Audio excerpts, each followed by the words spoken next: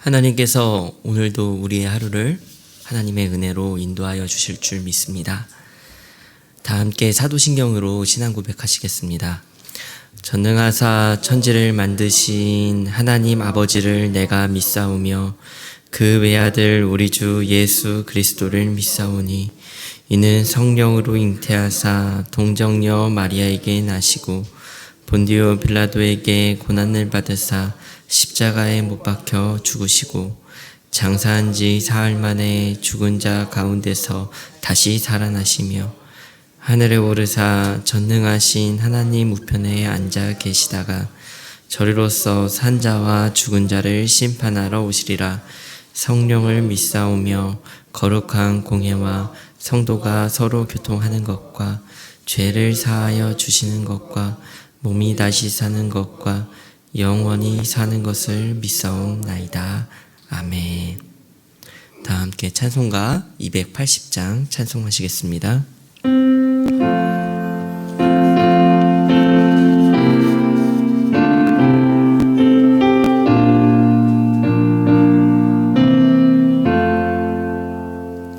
전부 영을 지어 서서 손 들고 옵니다. 주 나를 외면하시면 나 어디 가리까. 내 죄를 씻기 위하여 피 흘려주시니 곧 회개하는 마음으로 주 앞에 옵니다. 전부터 계신 주께서 영죽을 죄인을 보혈로 구해 주시니 그 사랑 한없네. 내 죄를 씻기 위하여 피 흘려주시니 곧 회개하는 마음으로 주 앞에 옵니다. 나 예수 의지함으로 큰 권능 받아서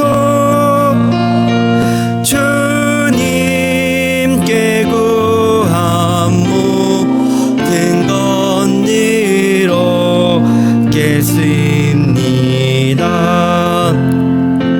내 죄를 씻기 위하여 피 흘려주시니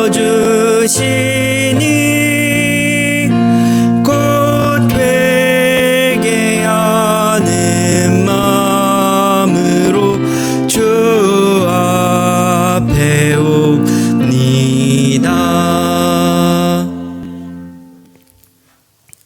오늘 우리가 나눌 하나님의 말씀은 열왕기상 21장 11절부터 16절의 말씀입니다. 열왕기상 21장 11절부터 26절의 말씀입니다. 교독하여 읽도록 하겠습니다. 그의 성읍 사람 곧 그의 성읍에 사는 장로와 귀족들이 이세벨의 지시 곧 그가 자기들에게 보낸 편지에 쓴 대로 하여 을 선포하고 나봇을 백성 가운데 높이 앉히매 때에 불량한 두 사람이 들어와 그의 앞에 앉고 백성 앞에서 나봇에게 대하여 증언을 하여 이르기를 나봇이 하나님과 왕을 저주하였다 하매 무리가 그를 성읍 밖으로 끌고 나가서 돌로 쳐 죽이고 나봇이 돌에 맞아 죽었나이다 하니 이세벨이 나봇이 돌에 맞아 죽었다 함을 듣고 이세벨이 아합에게 이르되 일어나 이스라엘 사람 나봇이 돈으로 바꾸어 주기를 싫어하던 나봇의 포도원을 차지하소서. 나봇이 살아있지 아니하고 죽었나이다. 아합은 나봇이 죽었다 함을 듣고 곧 일어나 이스라엘 사람 나봇의 포도원을 차지하러 그리로 내려갔더라. 아멘. 오늘 본문의 말씀에서는요, 이세벨의 계략에 따라 나봇이 죽는 그 모습을 기록을 하고 있습니다. 오늘 본문에서 아합은요, 크게 두 가지의 죄를 짓게 됩니다. 첫 번째는 나봇을 죽이는 일이었습니다. 아합은 나봇의 포도밭이 갖고 싶었고, 그래서 이세벨을 통해 그 땅을 빼앗게 합니다. 그 방법은 이러한데요. 우선 이세벨은 장로들에게 편지를 보내서 이렇게 하게 했습니다. 금식을 선포하게 하였고요. 나봇을 백성 가운데 높이 앉혔습니다. 아마도 공식적인 재판을 열어서요, 모두가 보는 앞에서 피고인석에 앉게 한 것 같습니다. 그리고 사주한 두 사람의 입을 빌어서 나봇에 대해서 위증을 하게 하였어요. 그 내용은 하나님과 왕을 저주하였다라는 것입니다. 너무나도 악한 일이었습니다. 나봇은 왕의 권력과 힘 앞에서도 하나님의 말씀을 따르려 했던 자였습니다. 그런 그를 악하게 모략하여서 하나님의 말씀을 따르지 않는 자가 받아야 할 그 벌을 받게 한 거예요. 레위기서 24장 16절은 이렇게 기록하고 있습니다. 여호와의 이름을 모독하면 그를 반드시 죽일지니 온 회중이 돌로 그를 칠 것이니라. 거류민이든지 본토인이든지 여호와의 이름을 모독하면 그를 죽일지니라. 하나님의 말씀을 따르는 자를 하나님의 말씀을 거역한 자로 하나님의 이름을 모독하여 불명예스럽게 죽게 만든 겁니다. 그리고 본문에는 나오지 않지만 열왕기하 19장에 보면 나봇만 죽인 것이 아니라 상속자를 없애기 위해서 나봇의 아들들까지 다 죽인 것으로 보여요. 굉장히 악한 일을 벌인 것이죠. 아합은 이런 나봇을 죽이는 일로만 죄를 지은 것이 아닙니다. 아합이 저지른 두 번째 죄는요, 이스라엘 백성들에게 죄를 짓게 하였어요. 아합과 이스라엘은 금식을 선포하였습니다. 금식을 선포하면 누가 모입니까? 그래도 하나님을 따르고자 하는 마음이 있는 사람들, 하나님 앞에서 겸비하고 악을 제거하려고 하는 사람들이 모이게 될 겁니다. 당시에 우상숭배를 하였지만 그래도 하나님을 마음에 품고 있는 사람들, 조금이라도 하나님께 돌아오고 싶은 그 사람들을 다 불러 모은 겁니다. 그리고 그들의 손으로 의로운 나봇을 죽이는데 죽이는 죄에 동참하게 한 거예요. 하나님을 따르고자 온 사람들을요, 거짓으로 악한 자리, 가장 악한 자리에 서게 한 것입니다. 20절에서 아합은 엘리야를 이렇게 부릅니다. 내 대적자요. 진짜 하나님의 대적자는 본인이었습니다. 진짜로 하나님을 모독한 사람은 나봇이 아니라 아합이었고, 진짜로 돌을 맞아 죽어야 할 사람은 아합 자신이었습니다. 그러나 자신의 손을 더럽히지 않고 악을 행하였어요. 백성들을 악한 자리로 이끌었습니다. 하나님의 말씀을 거역하였고 의로운 자를 죽이는 그 살인자의 자리에 백성들을 이끌었습니다. 얼마나 악한 일입니까? 하나님은 이러한 죄를 지은 아합에 대해 심판하십니다. 19절은 이렇게 기록을 하고 있습니다. 너는 그에게 말하여 이르기를 여호와의 말씀이 내가 죽이고 또 빼앗느냐고 하셨다 하고, 또 그에게 이르기를 여호와의 말씀이 개들이 나봇의 피를 핥은 곳에서 개들이 내 피 곧 내 몸의 피도 핥으리라 하였다 하라. 개들이 피를 핥을 것이다.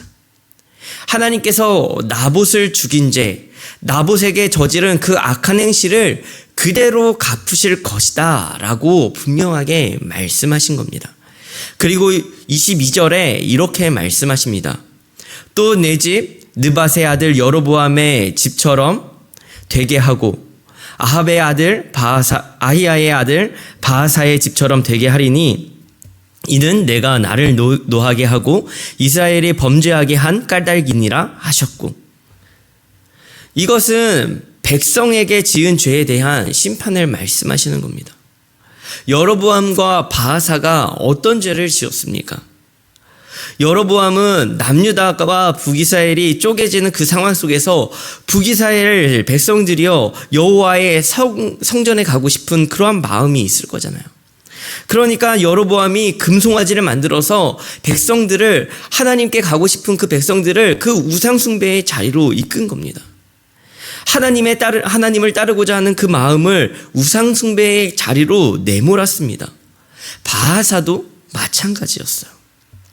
하나님께서 세우신 그 왕의 자리는 하나님의 백성들을 하나님께로 올바르게 이끌어야 하는 자리였고, 그래서 하나님은 그들에게 권력을 주셨고 그들에게 힘을 주셨습니다. 그런데 백성들이 하나님의 말씀을 따르게 해야 할 그들이 오히려 하나님의 말씀 반대편에 서도록 했다라는 거예요. 그런데 여기서 반전이 한 가지 일어납니다. 20절에서부터 29절은 이렇게 기록을 하고 있는데요. 아합이 이 모든 말씀을 들을 때에 그의 옷을 찢고 굵은 배로 몸을 동이고 금식하고 굵은 배에 누우며 또 풀이 죽어 다니더라. 여호와의 말씀이 디셉 사람 엘리야에게 임하여 이르시되 아합이 내 앞에서 겸비함을 내가 보느냐? 그가 내 앞에서 겸비함으로 내가 재앙을 저의 시대에는 내리지 아니하고 그 아들의 시대에야 그의 집에 재앙을 내리리라 하셨더라. 악한 왕 아합이 겸비하는 모습을 보이자 하나님은 마치 솔로몬에게 행하셨듯이 심판을 유보하십니다. 하나님은 아합을 그의 저지른 악에 대하여 심판하시지만 분명한 자비를 또한 베푸세요. 당장 끊어져도 이상하지 않을 그의 가문이지만 하나님은 그를 살려두시고 그의 아들 때에 그 심판을 하시겠다라고 말씀하시는 겁니다. 우리는 사실 이 대목이 이해가 가지 않습니다. 이렇게 악한 아합을 왜 하나님은 심판하지 않으시지? 이렇게 회개하면 다 해결되는 일인가? 너무하지 않으신가? 그러한 생각마저 들 수 있습니다. 그러나 오히려 이로써 분명해지는 것이죠. 하나님의 말씀은, 하나님의 율법은 죄를 묻기 위한 도구가 아니라는 거예요. 가장 악한 왕 아합이었는데 가장 악한 왕이라 할 수 있는 이 아합조차 아합의 심판을 유보하셨습니다. 만약에 그의 아들도 겸비하고 돌이킨다면 하나님은 그 심판을 이어가지 않고 또 그 심판을 유보하실 하나님의 사랑을 보여주시는 겁니다. 하나님의 율법은 죄를 묻기 위한 심판의 도구가 아니라 죄인을 부르시는 하나님의 사랑의 도구라는 거예요. 우리 예수님께서 어떻게 하셨습니까? 행위로서의 율법의 조문이 아니라 율법의 삶을 사셨습니다. 세리와 죄인들과 식사를 하셨어요. 그들이 죄를 안 지었기 때문에, 그들이 엄청난 회개를 하였기 때문에 그들과 식사하신 것이 아니었습니다. 그들은 죄인이었습니다. 누가 보아도 죄인이었어요. 예수님께서 보시기에도 죄인이었습니다. 오히려 죄인이었기 때문에 함께 하셨어요. 종교 지도자들은 그들을 심판의 대상으로 규정하였지만 예수님의 부르심은 그들을 부르심의 대상으로 규정하셨던 겁니다. 예수님은 그들과 먹으셨고 그들을 치유하셨고 사랑하셨습니다. 우리는 생각해 보아야 합니다. 정말로 하나님의 말씀을 우리가 어떻게 사용하고 있는지 돌아보아야 한다는 것입니다. 예수님은 수도 없이 당시에 종교 지도자들인 서기관과 바리새인들을 꾸짖으셨습니다. 왜입니까? 하나님의 말씀을 때로는 자신의 욕심을 채우기 위한 도구로 사용하였고, 하나님의 말씀을 정죄와 심판의 도구로만 사용하였기 때문이요. 하나님의 말씀을 생명을 살리는 일에, 그리고 죄인을 부르는 일에 사용한 것이 아니라 죄를 묻고 벌하기 위하여, 죽이기 위하여 사용하였다라는 것입니다. 과연 우리에게 하나님의 말씀은 무엇입니까? 나 자신에게, 그리고 내가 이 말씀을 통하여 다른 사람들을 바라보는 그 시선 속에 우리에게 하나님의 말씀은 무엇입니까? 이 말씀은 우리가 분명히 지켜야 할 규범이죠. 정확무오한 하나님의 말씀입니다. 그러나 잊지 않아야 할 것이 있습니다. 이 말씀은 죄인을 부르는 하나님의 음성이라는 것이에요. 어쩌면 우리는 말씀 앞에서 벌거벗은 자처럼 부끄러울 수도 있습니다. 하나님의 말씀을 지키지 못하는 것이요, 죄송할 때도 있을 수 있어요. 하지만 하나님은 그 죄를 묻기 위하여 우리를 찾아오시는 것이 아니라는 것을 기억하셨으면 좋겠습니다. 마찬가지로 하나님의 말씀은 이 세상을 심판과 그들의 죄를 묻기 위한 도구가 아니라는 것을 기억하셨으면 좋겠습니다. 오늘도 우리는 하나님의 말씀 앞에 죄인이지만, 죄인인 동시에 하나님의 사랑을 받는 그러한 자녀로서 서기를 간절히 소망합니다. 갚을 길 없는 죄인이지만 그 은혜가 우리에게 있음을, 여전히 사랑받고 있음을 기억하며 오늘도 그 말씀 앞으로, 또한 그 말씀을 붙들고 삶의 자리 앞으로 나아가기를 간절히 소망합니다. 그래서 말씀 앞으로 나아갈수록 우리는 죄인이 되는 것이 아니라, 말씀 앞으로 나아갈수록 더 사랑받는, 더 사랑을 누리는, 더 하나님의 사랑을 품고 그 사랑을 가지고 나아가는 참된 하나님의 말씀을 소유한 하나님의 자녀, 참된 하나님의 말씀을 사랑하는 하나님의 자녀가 되어지기를 간절히 소망합니다. 우리 함께 말씀을 기억하면서 기도했으면 좋겠습니다. 우리 첫 번째 기도하실 때는 하나님의 말씀을 나를 위한 도구로 사용하지 않게 하시고, 하나님의 사랑을 전하는 사랑의 도구로 사용하게 해달라고 기도했으면 좋겠고요. 두 번째 기도하실 때는 하나님의 말씀 앞에서 하나님의 사랑을 경험하는 우리의 삶이 되어지게 해달라고, 죄책감에 시달리는 것이 아니라 정말 그 안에서 하나님의 사랑을 경험하게 해달라고 기도했으면 좋겠습니다. 마지막으로 우리 오늘 기도하실 때 이웃과 나라와 민족을 위하여 기도하는 날입니다. 이 가운데 사각지대에 있는, 소외되어져 있는 그러한 모든 사회 취약층과 어려운 이웃들에게 하나님의 사랑과 도움의 손길이 그들에게 닿게 해달라고, 그리고 우리를 통하여 그 손길이 이어지게 해달라고 우리 함께 나라와 민족을 위하여, 이웃을 위하여 기도하는 한 날이 되었으면 좋겠습니다. 오늘 하루 기도하심으로 나아가도록 하겠습니다. 기도하시겠습니다. 하나님, 오늘 하루 우리가 하나님의 말씀 앞에 섭니다. 하나님, 우리가 때로는 하나님의 말씀을 우리의 멋대로 이용하고자 하고, 하나님의 말씀을 우리 편한 대로 하나님 사용하고자 할 때가 얼마나 많은지 모릅니다.